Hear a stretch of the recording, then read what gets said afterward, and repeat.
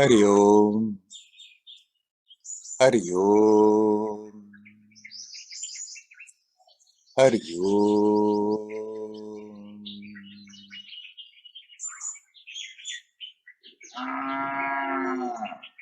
Hello, my friends. Here we are again.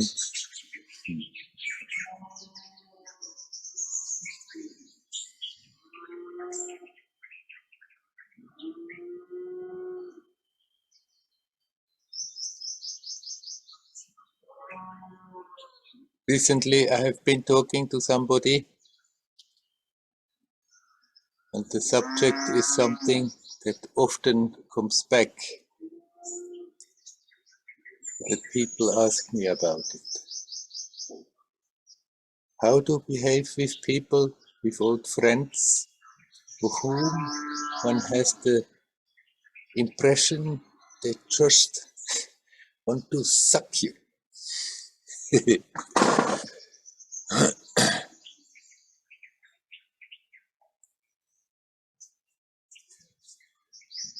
It's a situation that comes again and again, especially if one starts to change, if one starts to break out of old habits. Then there are all these people there. They know you in a certain way. They are full of expectations, how you should behave. And then when you start to change, it's creating troubles. And somehow they try to pull you back into your role, even if you don't want to play the old role anymore. Now what to do with them? It's nice if we can be friendly with people. It's nice if we can behave in a way that people are happy. But we have to be true to ourselves. And if certain expectations cannot be fulfilled anymore, it's good to tell them, look, this doesn't work like this anymore. Maybe they listen, maybe they understand, maybe they don't. If they don't, they are not going to be happy. But so what? Let us not make our well-being dependent on that. It's good not to unnecessarily hurt or offend anyone. But sometimes, if their expectations are too strong, and it's clear that we cannot fulfill them, then they may be offended, they may be hurt. It's not you who are hurting them, it's their expectations, selfish expectations. They want something from you, and you are not ready to go along with that, and then they react negative. But I can assure you, if you keep going, then some people may just turn away. And then it's better to think, okay, let it be so. Never mind.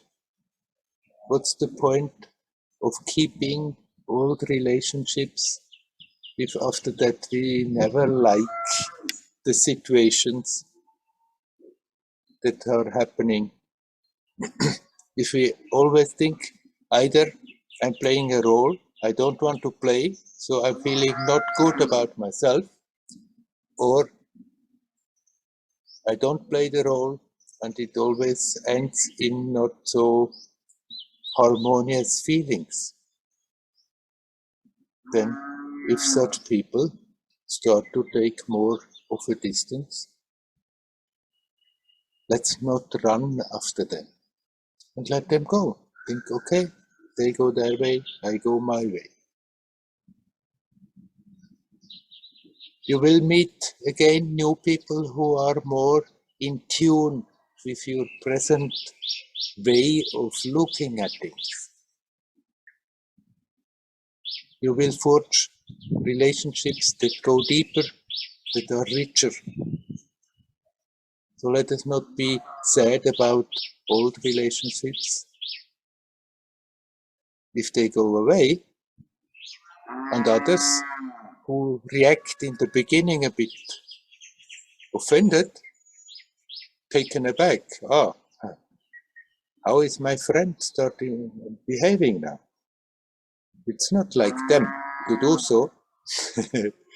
Then if they see that you are consistent, that you are really sincere about certain redirection, after some time they may start to respect it and accept, okay, it's a new situation, and be happy about it.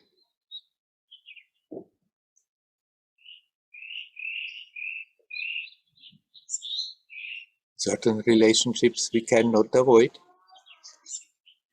but we can, like in the family,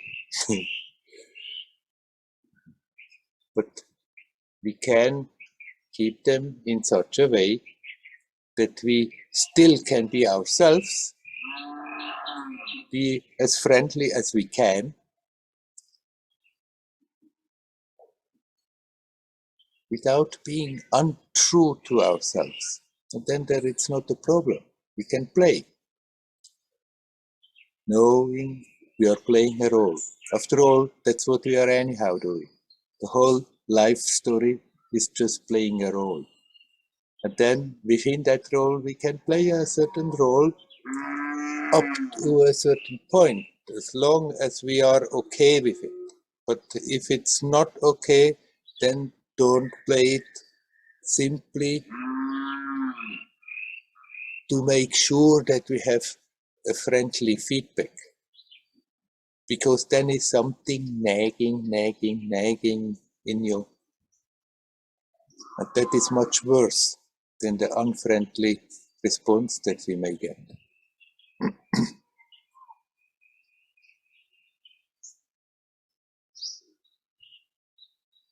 It's always good to remember our well-being is not dependent on how they are reacting, on the feedback of people. It's not depending on anything. Our well-being, our happiness, our sense of fulfillment comes of our own self. And the truer we are to ourselves, the more we are at peace. The more we are at peace, the deeper the attention is capable of going and dive into those regions where we see, where we become aware. The happiness is there all the time. It's coming out of ourselves. That sense of fulfillment does not have to come from others, does not have to come from friendships, does not have to come from circumstances, from anything. It comes out of ourselves. And the more we are in harmony with that, the fuller, the happier our existence here in this world is. And actually, the more you are bringing to the world, the more something beautiful is radiating from you. And if some people are not happy about how it goes, then never mind it. Learn not to be sad about it. And even if sadness comes a moment, we see that sadness and then we let it go. And okay, detach. If they want to come back and make new friendships, a new type of friendship, fine. If they don't want, never mind. We cannot get stuck everywhere hoping that by carrying on with the same way that our life is fuller. No, then everything becomes a burden.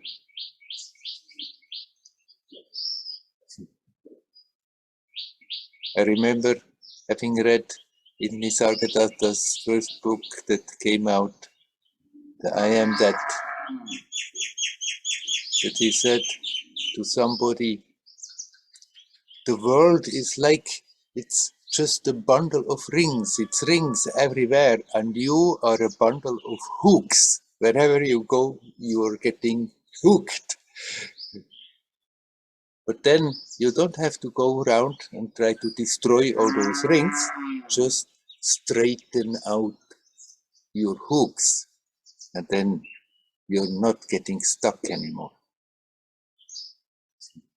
Then we can go about our life playfully, joyously, from day to day, ready for the challenges that come, and deal with them in such a way that we are not feeling at war with ourselves, that we are not feeling there is something wrong in what I'm doing, in how I'm behaving, in how I'm responding. And the more you are in that joyous, playful, fulfilled mood, the more actually you bring something very beautiful in every situation where you come, whether it's being appreciated or not.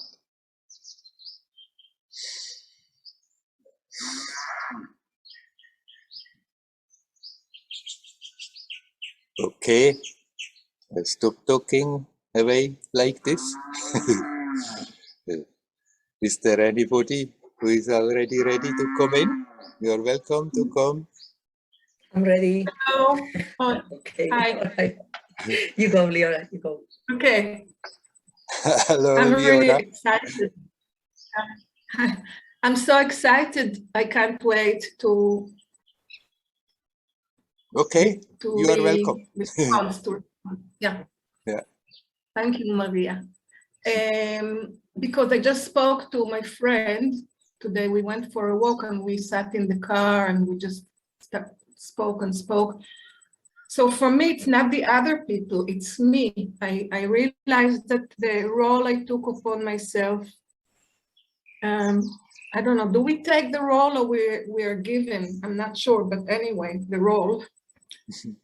That actually there are tendencies, there are characteristics, there are something, I'm not sure, that recently I've been feeling that I don't want to be the person who is fulfilling this role. Like there's so many things I've committed myself to somehow in relationships and with people, but it's okay with the other people. I feel that I'm like a part of this magic show.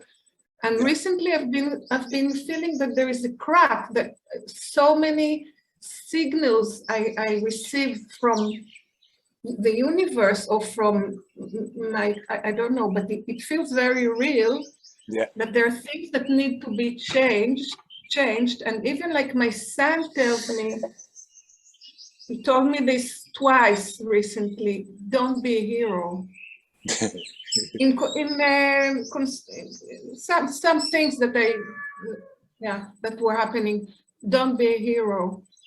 And I feel that I'm so much more, that it's not so easy for me. I'm very friendly and I like people, but at the same time, I feel I need to be careful because I just need to be careful. I should watch who I make contact with, and yeah, I think you understand what I mean. Recently, I've been feeling that I should change my relationships with me, with yes, the role, with I don't know who is me and who is I and who should do it, but I think you know. I don't blame the other people. I have to make the change within.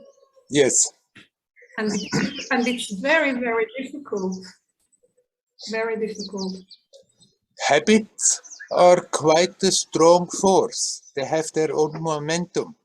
And if we have been behaving in a certain way for a long time, it's the easiest thing to continue behaving in the same way.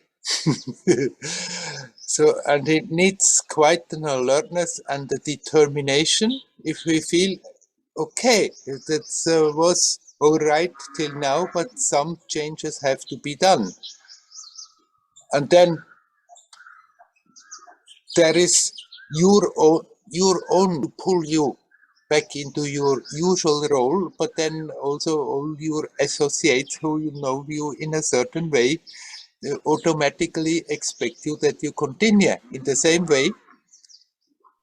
And even if they don't say anything, their view of you also will pull you back more again into repeating however you have done. But if you feel clearly there are aspects that are disturbing me whenever I'm behaving in a certain way, it's not right, it disturbs me, then you can also sincerely intend that you let that go, that you don't have to hold on to that old habit. And if it pulls you still without wanting into the old role, when the situation is over, then you can say, oh, got me again, never mind, but at least now I'm aware of it. And then you can intensify that intent, okay, it's enough, I don't have to do that in this way anymore. And so we can change, and then some people like it and some people don't like it. You said you have to be careful with whom you are making contact. Yes, I mean, it's better to choose people that help you to uplift you instead of pulling you down. At the same time, we don't have to be scared of whom we are going to meet.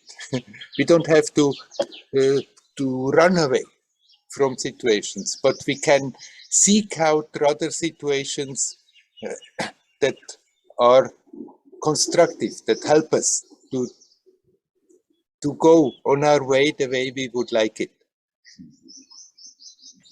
Yes, but what I mean is that I'm not so concerned about how the other people feel about it. Yeah. Rather than it takes a lot of maybe like compassion. Yeah. And self, and it feels a bit lonely and unknown. So it also puts me more, closer to vulnerability and to the unknown also. Right. And then also, so often I feel lonely, like when I feel lonely and I feel like calling a friend, and then I say to myself, yeah, but really you don't have much to say to her today. Yeah. Because I don't have much, so I don't call the friend, and then I don't know what to do. I mean, I'm so used to, so I get very confused. And I have to stay with it. It's not about the other person, it's about me who needs to accept the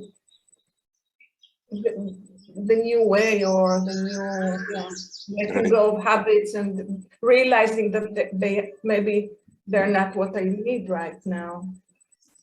And that feeling of loneliness is also a residue of the old habits of behaving, and always somehow equaling our sense of fulfillment with a certain feedback, with a certain response that comes. Right.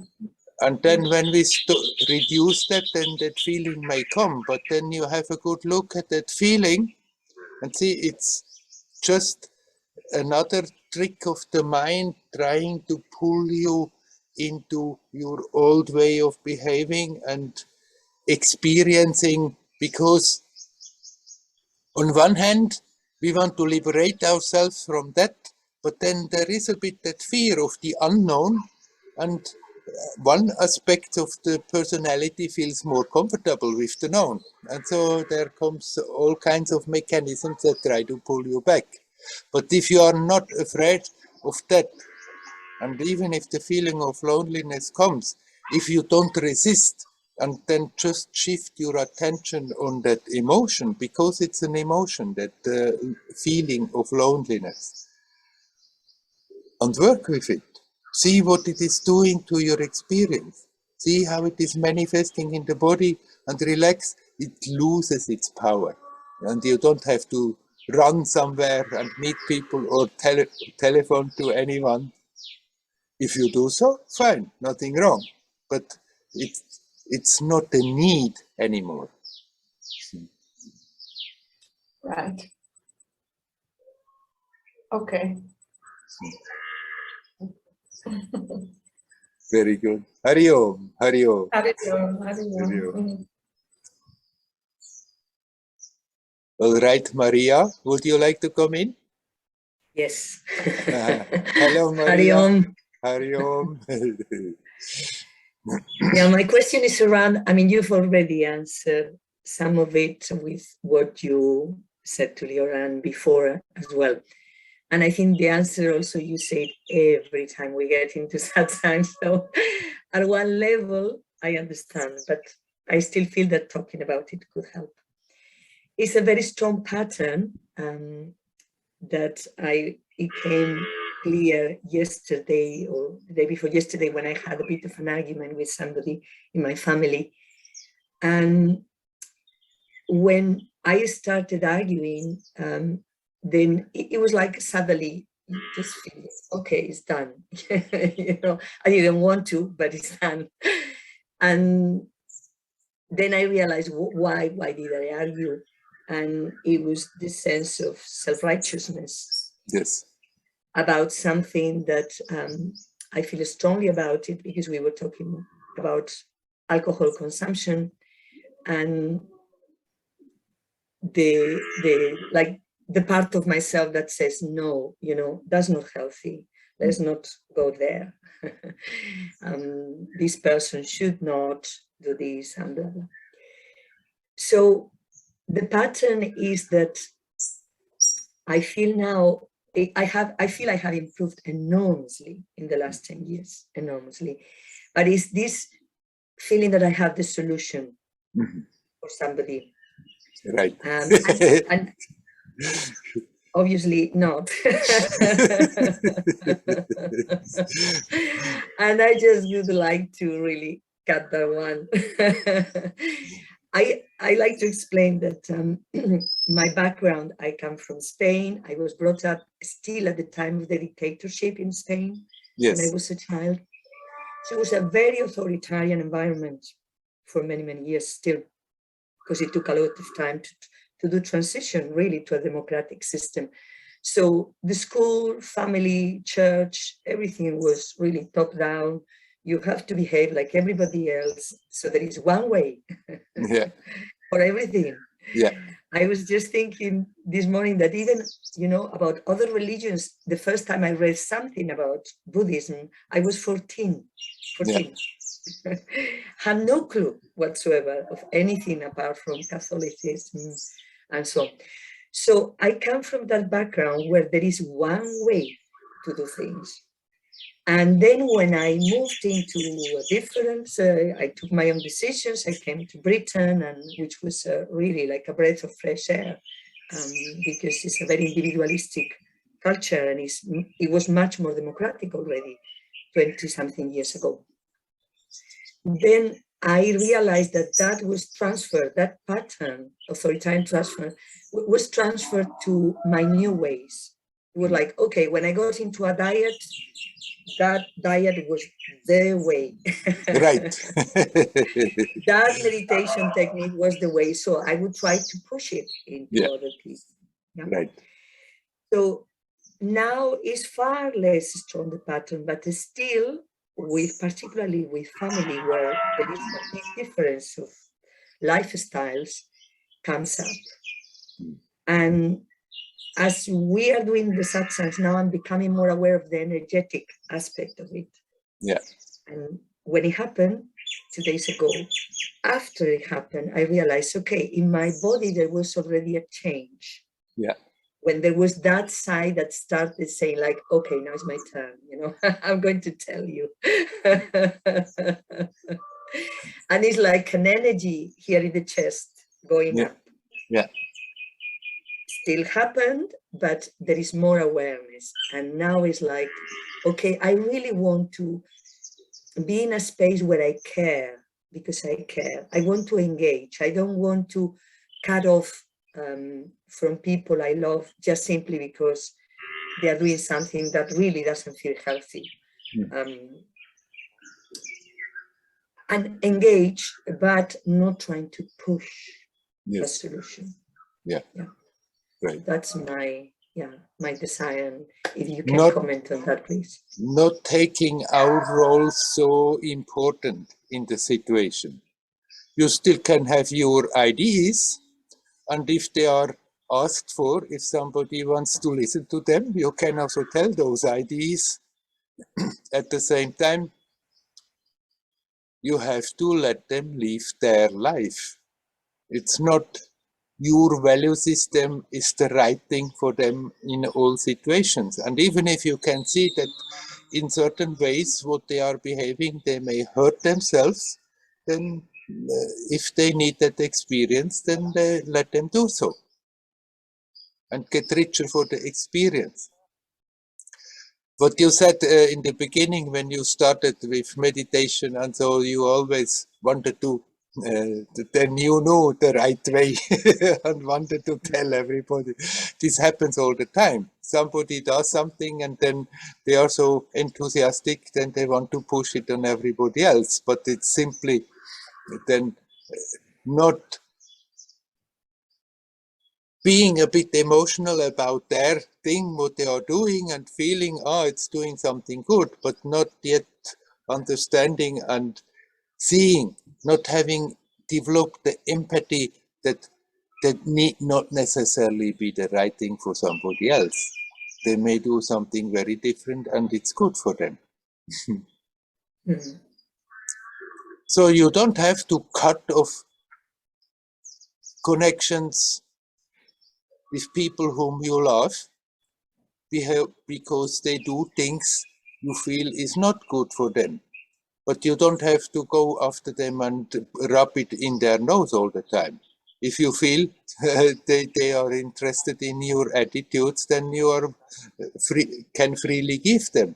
But at the same time, if you feel that it doesn't go in, they don't want to really listen to you, then you can accept, okay, they are the way they are. They're playing their role the way they play and have certain ways of functioning and have to deal with the consequences of their way of functioning. That's how we learn, that's how we grow. Yeah. Yeah, it gets hard when you have the feeling that there is suffering. Suffering sometimes is very physical as well, because it has to do with alcohol, with these kind of things. And then there are so many psychological consequences to that kind of behavior for family and so on. But I understand. I mean, if something is too offensive for you and it's not possible to connect, you can also take a distance. But you said you don't want to disconnect. No, I don't. Right, and then basically, if you love them, leave them be the way they are. Huh? It's playing the savior's role is a very strong tendency. Yes. And the more we get into, for me, the more I get into the spiritual journey, I need to watch for that one, because I feel it's part of the construct of the spiritual ego. Right. It is taking me as a person, my role too important, which actually is preventing our expansion. And the more you are at peace, at ease with yourself, the more you really bring them in your connection. not so much by convincing them of your ideas. Yeah. Yeah, because they are not interested, for sure, I tell you. I can imagine. That's I crystal can clear. imagine.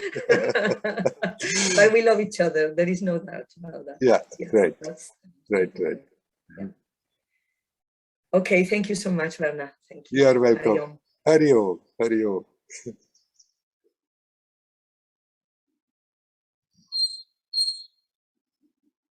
If anybody else would like to come in, you are welcome to come in.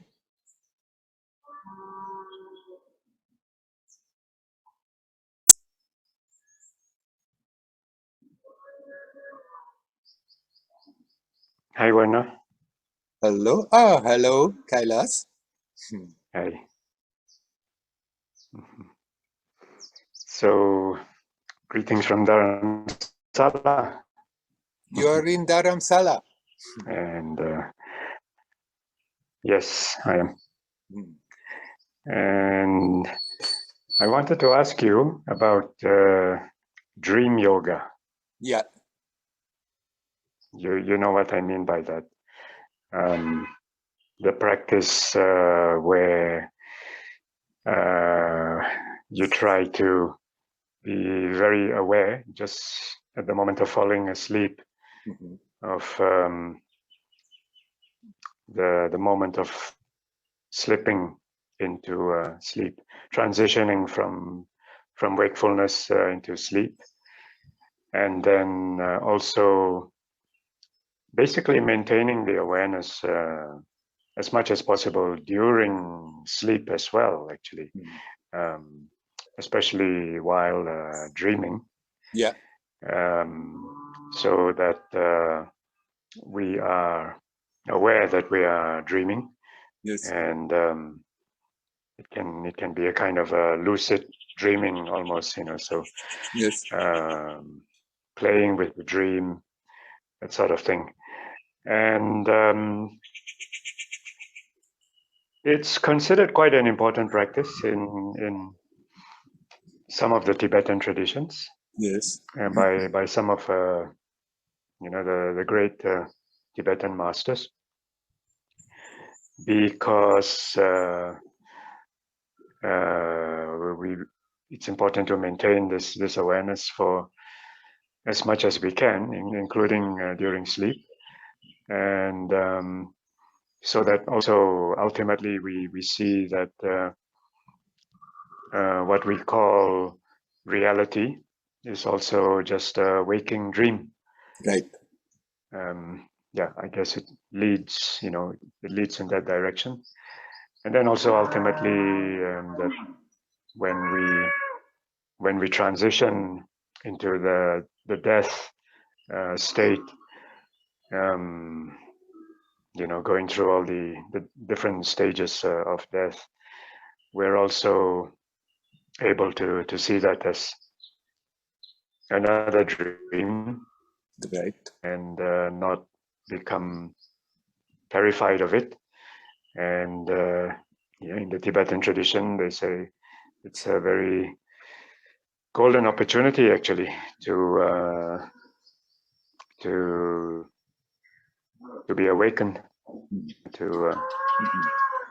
So I wanted your opinion on this. Like, how important do you consider these kind of practices to be? How beneficial this kind of dream yoga? Yeah, what are your thoughts on that? Right. It depends the person. I don't think you can make a general rule that it's very important and everybody should do that. I know in the Tibetan traditions, especially in the yogic traditions, it's a very important part. And then it works also, because for them it's clear, it's important, and they put in a lot of energy to learn to be aware in the dream, and that they can basically continue their spiritual practice in the dream state. If you are attracted, if you feel that something that should be part of your life, then it's important. But if you don't feel attracted to that, it doesn't matter. I mean, the main thing is that we learn to be conscious in this waking dream, as conscious as possible. And then it may start to happen all by itself, that you are getting more aware also in the dream state. It depends totally the mindset, whether this is important or not. If you feel attracted, go for it, fine. But don't think, if you don't feel like doing it simply because some people say it's very important, that you are missing out on something, that somehow you're missing your opportunity. When we leave this world, it doesn't matter that much how many techniques we have learned how to deal with that situation. It's more automatically whether we have been living our life rather half asleep or very alert. That matters. That will automatically facilitate that transition if we have been alert. And whether we have been practicing dream yoga or lucid dreaming or going in that whole field or not is not so important. I'm not saying it's not good. Okay. It's certainly a good way to expand, but only for those who really feel they want to. It's not that we should, out of a sense of fear that I'm missing out, that I have to do so. Otherwise, maybe bad things are happening when I'm dying. As long as you go for it, yeah, it's for with me. enthusiasm and joyousness, then it's fine.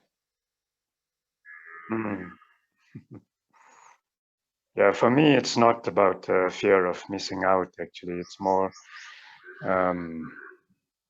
that some teachers that I highly respect, they really recommend this practice, and personally, I find it very difficult because I fall asleep at night very easily, and quite often, as soon as my head hits the pillow, I fall asleep. It's like it's not like a gradual process. It's usually quite sudden. Yes. And in a way, I'm even a bit doubtful whether I want to change this. A bit worried about changing it even, because like in the last 5 years or something like that, I've started to have some kind of insomnia. Maybe it's just because of getting older, but insomnia in terms of waking up in the middle of the night, and then not really being able to sleep deeply anymore often. Yeah. So that's why I'm a bit concerned or a bit worried that if I start this kind of practice and I become very aware even of the moment of falling into sleep, then my sleep will be even less deep than before, and the insomnia will get even worse. It could also happen. Can you still hear me? Yeah, so that's a concern. I don't know if it's yeah. It could also it could also happen that if you start these practices, that you wake up and then have even more difficulties to go to sleep again. Not necessarily, but it could happen. Now, as I said, if you go for it because you feel like going it with a sense of adventure, but because you feel, that's an enrichment in my practice, in my life, then go for it. But simply because certain traditions say you should do so, you don't need to go for that. Be consciously conscious in your waking state as good as you can. From the moment you wake up till you go to sleep. And then when you sleep, sleep. And then you are doing your job. Okay. Thank you, Werner. Right. So don't go for it out of a sense of missing out or guilt that you're not doing your duty. If you want to do your duty, be as aware as you can in your waking state, and then let the sleep take care of itself. Okay. Good to know. Thank you very much, Werner. You're welcome. Hari Om. Hari Om. Hari Om.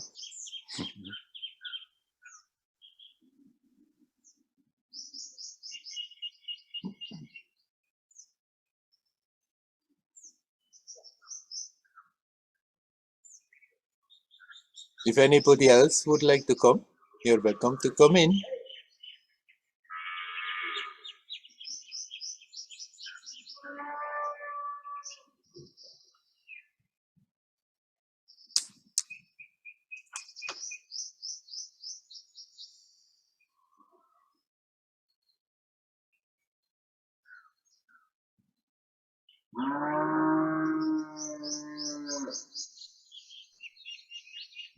I have another question. Hello, Leora. There you are again. Nobody. This is the question I have been planning to ask you, but then came this other subject. Yeah. It's about dependent origination and what we call unconditional love or unconditional joy or happiness. Because I've learned that everything depends on everything. Mm-hmm. At the same time, I've been using this expression, but sometimes I feel this unconditional love or unconditional bliss, but then I feel that actually it is dependent on something. Maybe I didn't plan it, or I didn't somehow aspire it at any given moment, but it happens as a result, in a way, or as a continuation of specific events that have been happening without maybe my involvement, but somebody took me to a place and I was very happy there, and I felt, wow. So I wonder if, I wonder how it works together, if you understand. Right. That unconditional love is part of your true nature. It's the first expression of your divine nature. That first expression with its three aspects, that pure love, pure consciousness, pure energy. That pure love is unconditional love. It's not the emotion that is giddy because of something and then wants a certain something out of the situation. It's just that awareness, how connected everything is. And that in that awareness is great joy. This is that unconditional love. It needs not be produced. It's already there, but sometimes an external situation may trigger such an experience. Like you said, something happens and then it just comes. But it comes more and more to those who, at least, even if we cannot do it, if we cannot consciously just decide now I'm loving unconditionally and then we do love unconditionally, it's usually not that simple. But we can open up in that direction instead of going in the usual thing that I'm loving those who are nice to me, and I'm hating those who are not nice to me.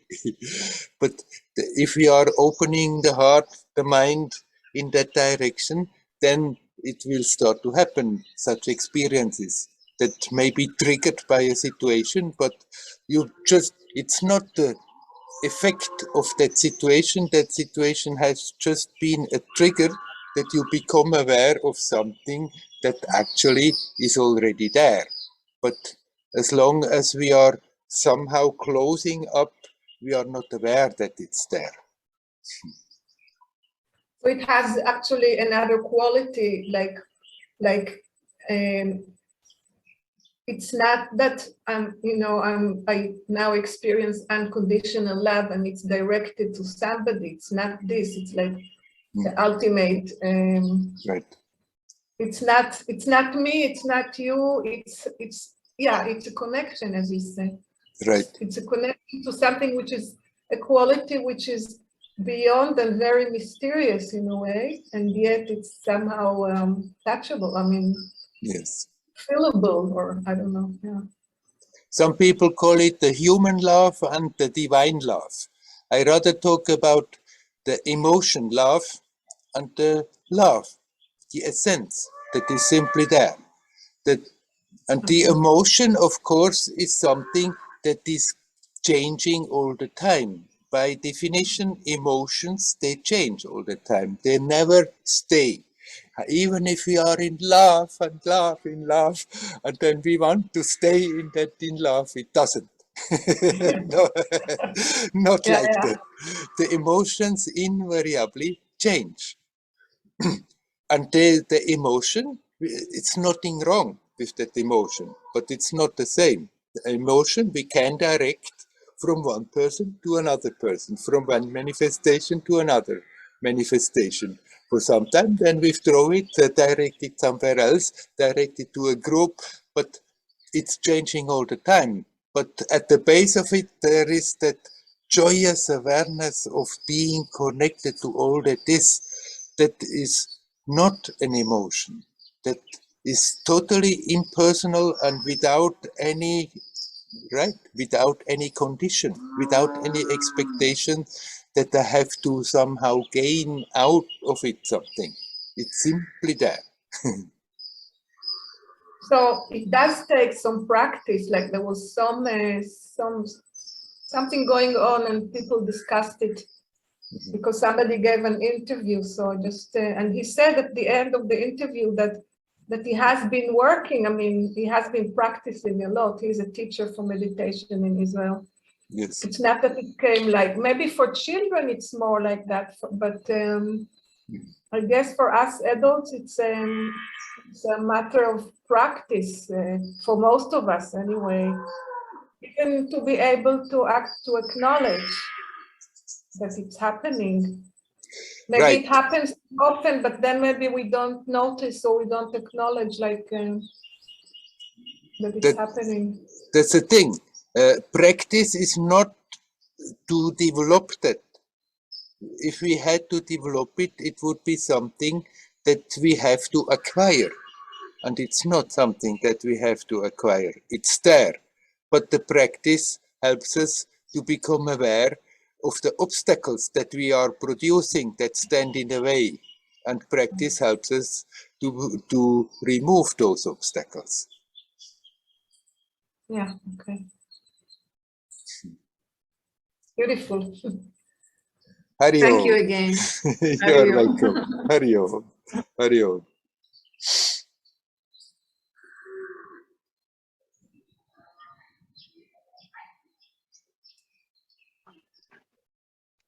Is there anybody else who would like to come? You're welcome Yes, to come. Werner. Hello. Hello, Lalita. Yes. I hear you and see your name, but I don't see your face. Sorry. Now. Now I can see you. Yes. Yes. Yeah. I want to say hello from Peter. Yes, And hello. yes, hello. Yeah.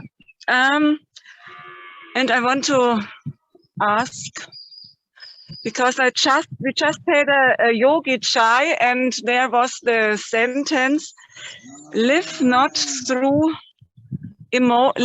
consciousness, not through emotion. Or life through consciousness, not emotion. And yeah, how to, yeah, if there is any technique or is there anything how to, yeah, to get it? Because I think my life is absolutely through emotion. Yeah. Maybe I'm consciousness about the emotion, but yes. Right.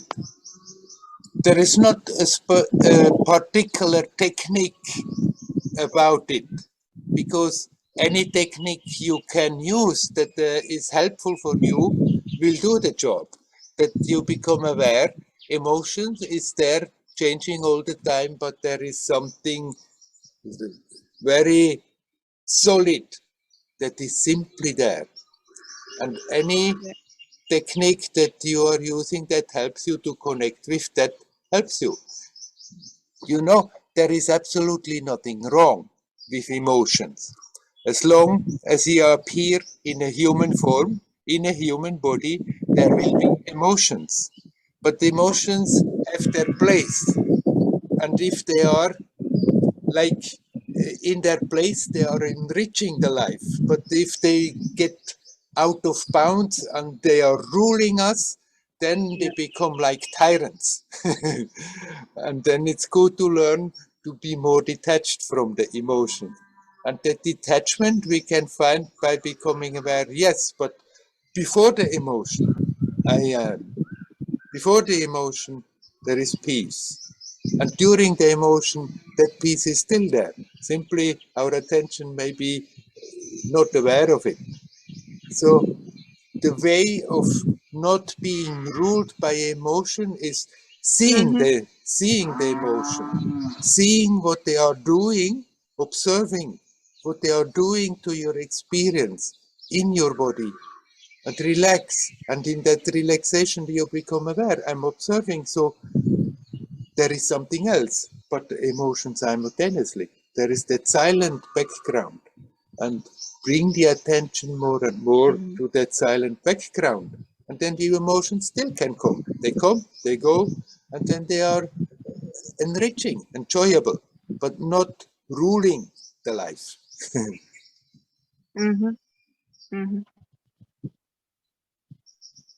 Yes, thank you. Hari Om. Hari Om, Hari Om, Hari Om. Hari Om. Wish you well.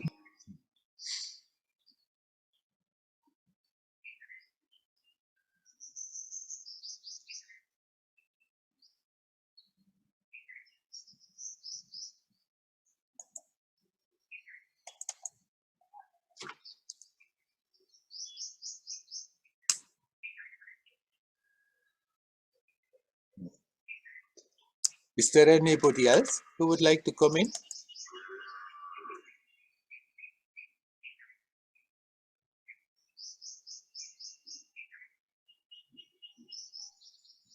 Hello, Werner. Hello, Nelly. I wanted to ask you to comment a statement. If you are hit on one cheek, then turn the other one. Yeah, I think that if listen it and understand it literally, it sounds for me a bit masochistic. Yes, I just wonder if it means that I should not be so serious to what people say or do in their emotions. I can understand it, but I wonder, I'm interested in how you can comment this. it's certainly an extreme statement. If you are hit on one cheek, then present the other one to be hit a second time. Don't take it too literal. Sometimes it may also be all right if somebody wants to hit you or hits you. If you tell him, oh, if you are still not satisfied, can as well hit on the other side too. They may be so shocked that they immediately stop and leave you in peace.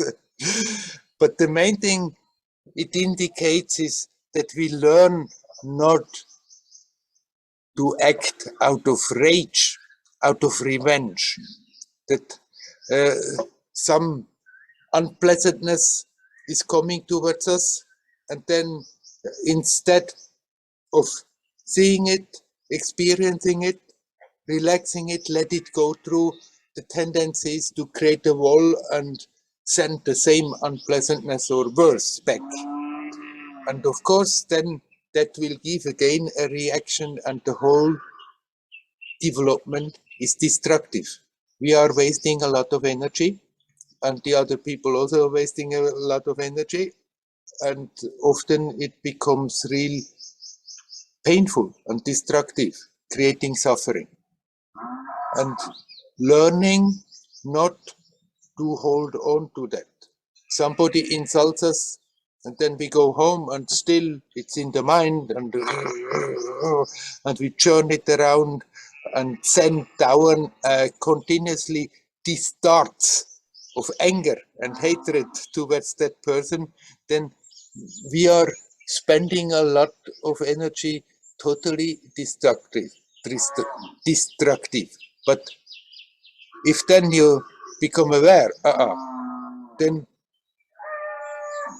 and you learn to let go and relax,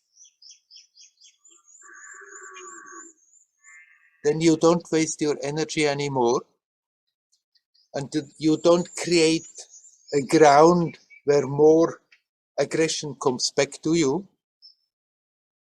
Because if you cut the circle of the energy going to and from between the other person and you, then it quickly dissipates from the other side also. So that is enough. You don't have to run after people and tell them to hit you a second time.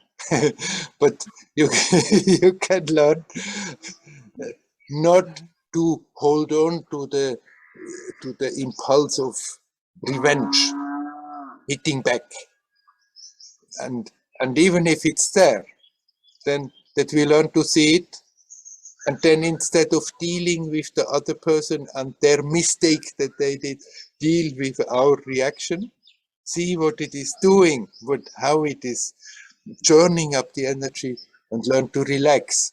And that is all we need to do. If by chance in a situation you can diffuse this situation by literally presenting your other cheek, fine, but it's not the rule that you should now necessarily follow all the time.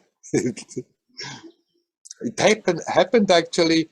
There were thieves in Raman Ashram, and one fellow hit Ramana with a stick on the leg, and he just told him, well, if you are still not satisfied, you can as well hit the other leg too. And he was so flabbergasted, he gave completely up and went away.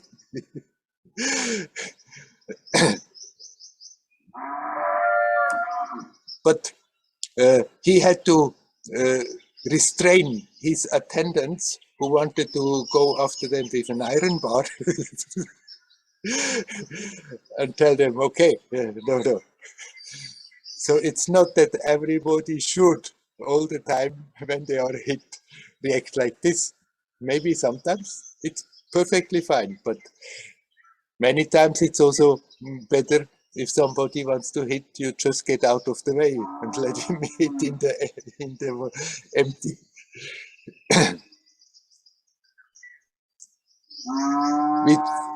What we have to learn is not to be destructive, not that we want to destroy out of revenge, and that impulse may come often, Get hit, block, hit back, destroy. Hurt more. If we don't do that and learn to see that reaction and learn to relax instead of that, then that energy that usually is being puffed out in space in a destructive way can be transformed into something very beautiful, constructive, expansive, instead of becoming smaller. Yes, Werner, I see it very clear. I see that sometimes I have situations when I talk with close people and some words can hit me. Yeah. Yes, and I feel my reaction and that Yes. I want to say something back. Yes, and what should I do? Just to breathe and relax? Right. To If take you some can, time? first deal with your own reaction.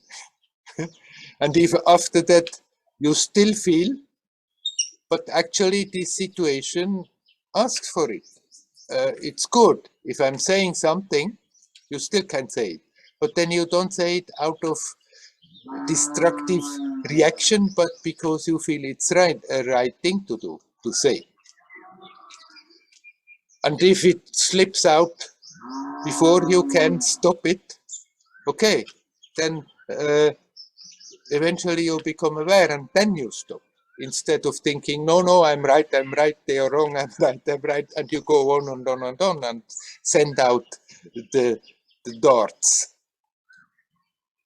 It will happen. Somebody may say something and poof, the reaction is there. But then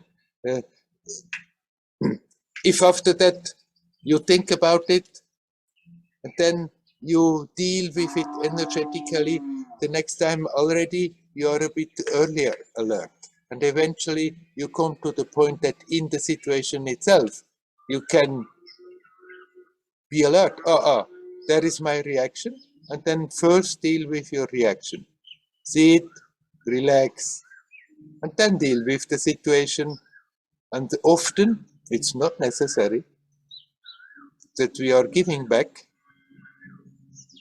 And sometimes, if it's necessary, if we feel, no, there it's totally justified to make a point. Then we still can say it, but we will say it from another position. And then it has also much more of an effect than if we say it out of anger.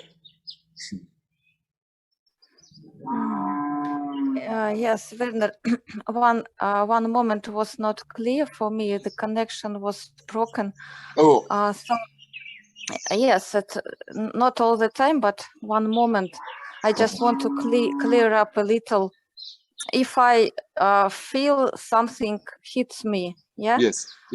Yes, I can take a breath and wait. And or what else can I do if I hear these words I don't like? I want to say something back, not good. Mm-hmm. Yeah. And what should I do at this only moment? Not after that, when I already said something, but at this moment. Right. I mean, if you have that clarity that you see it, if you don't see it and you just impulsively react, then you can't do anything, cannot do anything. But if you see, my reaction comes, there you turn back your attention to your reaction, to energetically, instead of dwelling on what has been said to me and what was wrong, you just look at yourself and your reaction and relax. Breathe and relax. Relax your legs and the anger disappears. Okay. Thank you, Werner. And after that, if you still feel it's the right thing to do, you can still give a response. But then your response will be more substantial if it's not out of anger. Yeah. Okay. Yeah. Thank you very much, Werner. I mean, we are here to learn. It's a battlefield. And sometimes we just boom, react. And then we'll feel I could learn to do it maybe more constructively. And if it's sometimes still happening, then don't worry about it too much, but there you can intend again deeper that I just learned to be more alert. And the more you are sort of practicing this, then it comes earlier and earlier that you come to the point that you really have the freedom when in a situation, when a reaction comes, to decide whether you want to manifest it or whether you just let it pass like a puff of air.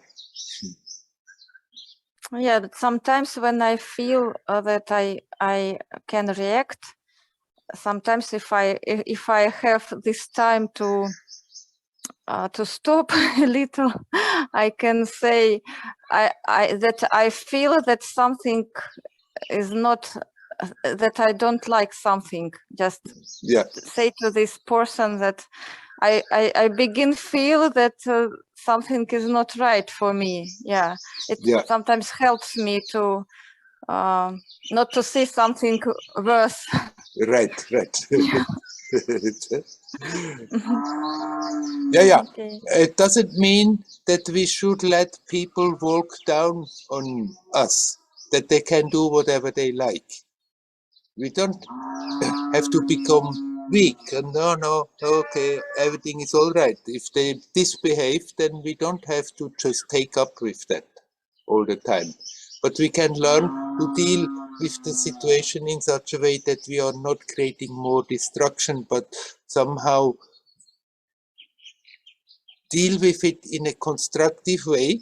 That's good, a very good exercise for ourselves, and it's also helpful for the others. Yes, yeah. Yes, thank you, Werner. You're welcome. Hari Om. Hari Om. Hari Om. Hari Om.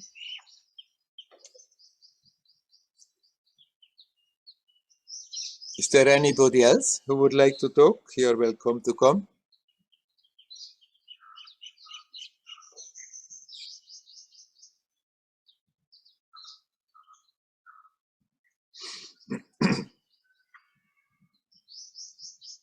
What we just talked now with Nelly, this is just one example.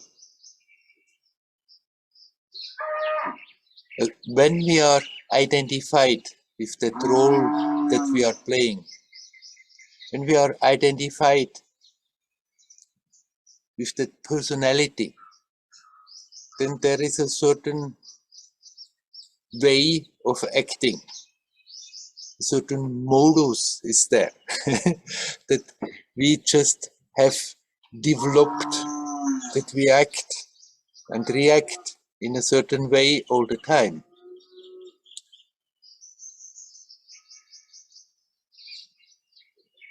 No matter what the situation, in what context. And every time we learn to see that, and then we can put the breakers and don't react in the habitual way. It's like we are detaching from that identification with the personality. And somehow that detachment has to happen if we want to become aware, hey, I'm not this person. This person is just a role I'm playing in the theater of this world. But I am prior to that. No matter what is happening, I am what I am. It's not changing all the time with the changes of this role. So every time there comes an impulse how the me personality wants to react, and I can see it and check it, and just watch it. It's really a very useful step. It has not really anything to do with morality, that I should be a good person and behave in a certain way, otherwise somehow I'm getting punished for it. We are punishing ourselves when we react destructively because we are wasting our energy and creating more destruction that invariably comes back again in an echo. But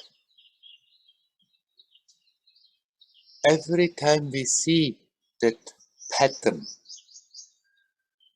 no matter in what context, what personal patterns, but a pattern of which I feel it's not necessary, it's keeping somehow the experience small, and then not to indulge into reacting in the usual way is a great yogic exercise that helps us to redirect the energies, helps us to use that energy that came up and wanted to manifest in a destructive way, to use that energy to go deeper in our experience and make the experience more expansive.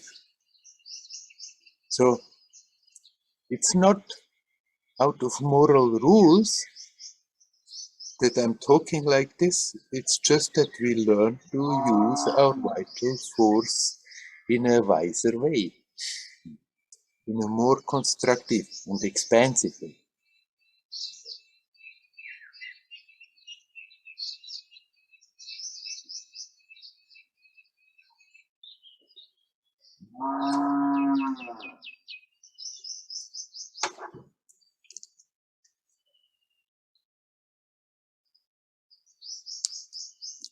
Okay, I'm asking again. Is there anyone who would like to come in? Hello, Werner. Hello, Dayal. Hello, Werner. Can you hear me well? Yes, I can hear you. I can see you. I continue listening about 12-step program. Yes. And there was very interesting point they one person out of this program pointing me. He was saying it's not enough a little bit meditate, a little bit pray, just go sometimes to the church or visit holy places. It's just not enough to change the behavior of the person, change the life totally. And he thinking that we should be aware that we acting only out of ego. All our action is ruling by egoism, and we have to change this behavior totally. So I'm not clear about the methods yet. I just a little bit learning, but I see my life that I'm also doing like this, a little bit meditation, I visit holy places, visit India, and acting the same way as I do, as I get used to do. So can you talk about how to be aware of our ego in daily life and acting completely differently? This person, for example, he was speaking that we have to serve to others most of the time, not to do it for ourselves. That we have to what do to others? I didn't understand. That we have to do. Serve. Oh, serve. Help others. Yeah. Serve, help others. Yeah, but do opposite that we're doing usually. Or I myself understand that I have to be aware my reaction and my habitual reaction of my ego that I want for myself the things. So can you talk about what we can do except meditation or prayer or mantras in daily life? I hope you understand what I mean. Right.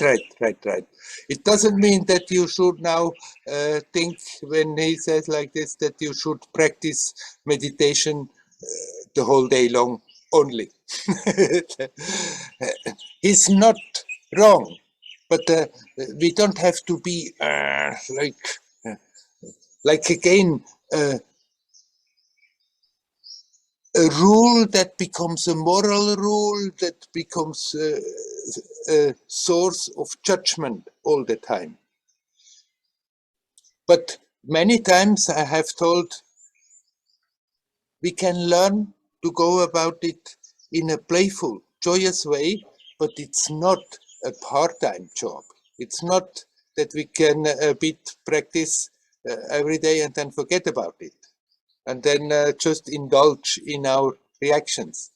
Our practice time makes us more conscious. It's very helpful to have every day some time to practice. It makes us more alert, but then we bring that alertness in our daily life and just be observative. You said, how are we going to do that? It's different from one person to another, by picking up something that helps us to remind us to be in the now, in the present. And then when we are bringing the attention to the now, we become aware how the attention, the mind, is always in the past and the future. And the past and the future is always my story, me, I, and what I did, what they did to me, what I did to them, and me. And then the future is what we are projecting from the past in the future. What I can do this, I can do that, I want this, I want that. That is the main thing. Helping, serving others is a good thing. But even there, we have to be alert, because we can make serving totally again into an ego thing, and have good, that we are doing every day some service and feel then me, I'm very good, a good person.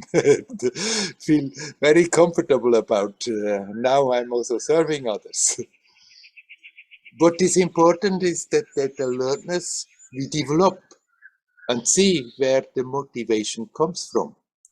And when we see where the motivation comes from, then that we learn to relax and let that go and be more authentic, more spontaneous, more true expressions from ourselves than from that identification with that old me I have been holding on to all the time. How we are doing that to become more alert is different.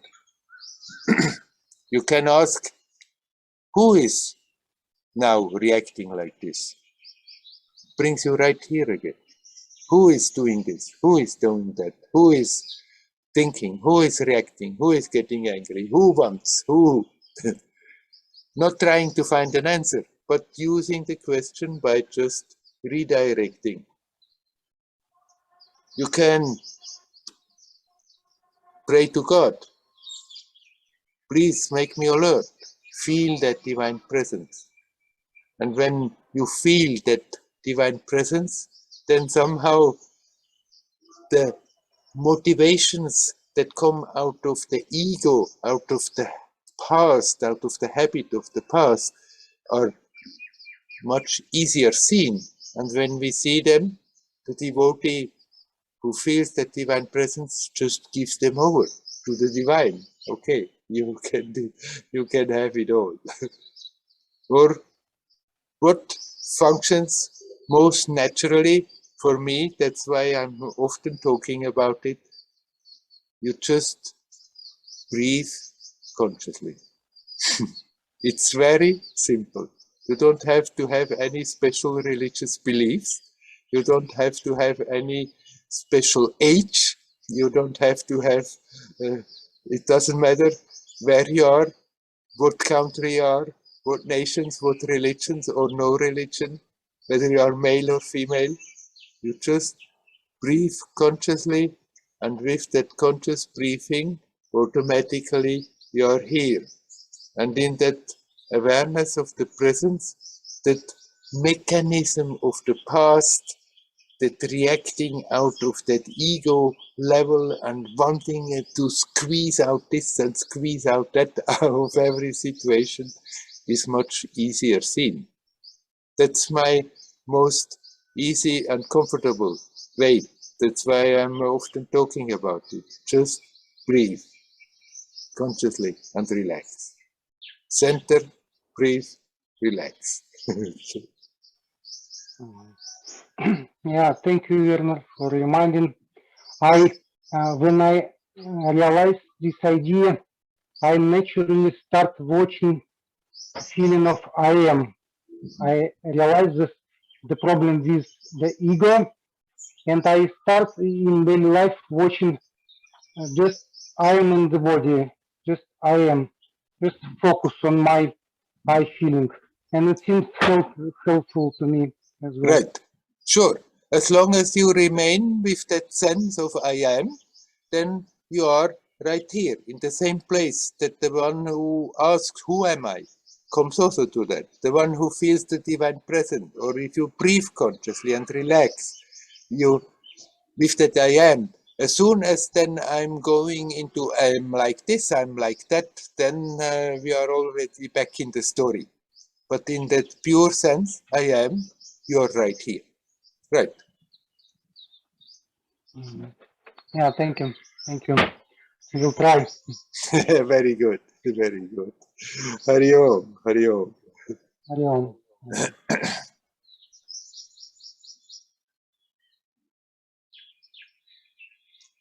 Is there anybody else who would just now like to come in?